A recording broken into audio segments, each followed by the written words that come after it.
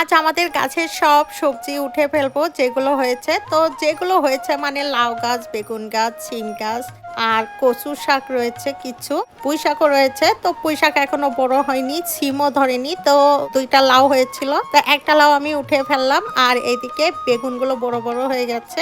বেগুন গাছ যেহেতু আমরা অনেকগুলো লাগিয়েছি আর এইগুলো যখন একসাথে হয় দেখা যায় একসাথে অনেকগুলো হয়। তো ৪-৫ টা যেগুলো বড় এইগুলো আমরা ১ম এ উঠাবো। এরপর বেশি বড় হয়ে গেলে দেখা যায় শক্ত হয়ে যায়, পেকে যায়। তখন খেতে ভালো লাগে না।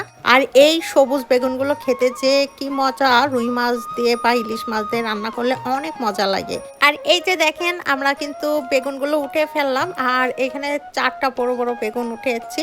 আমাদের রান্না করতে যতটুকু লাগবে আরকি। তো এখানে এই বেগুনগুলো উঠিয়েছিলাম লাউ আর এদিকে কচু শাক।